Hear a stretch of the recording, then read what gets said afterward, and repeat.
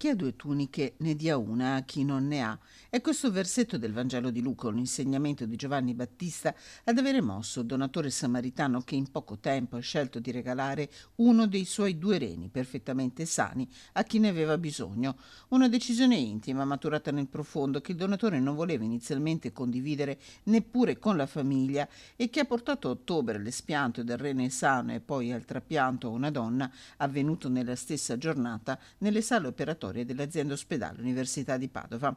Si tratta del terzo trapianto samaritano di rene a Padova, 10 quelli fatti in Italia. A fornire le prime informazioni al donatore è stata a febbraio proprio Lucrezia Furian, che ha risposto al numero dedicato creato a Padova e poi ha incontrato il donatore spiegandogli tutto l'iter nel dettaglio. L'iter richiede un po' di tempo perché deve accertare l'idoneità clinica e psicologica, ma forse prima di tutto informare.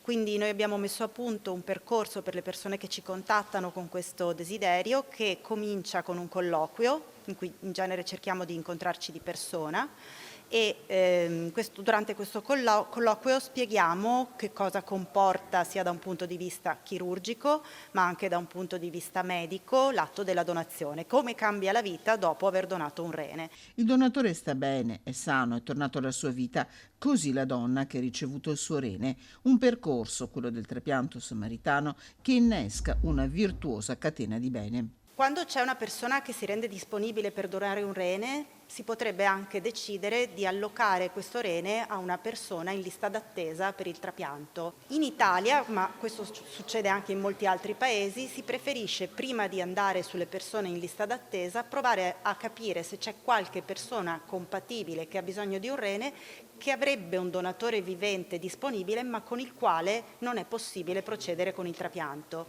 In questa maniera, se c'è questa compatibilità, il donatore del ricevente del rene samaritano donerà poi a qualcun altro. Da 10 donatori samaritani, 30 sono stati trapianti in Italia. A Padova nel 2025 sono stati eseguiti sinora 53 trapianti di rene, ma solo nel nostro paese sono 6.000 le persone in lista d'attesa.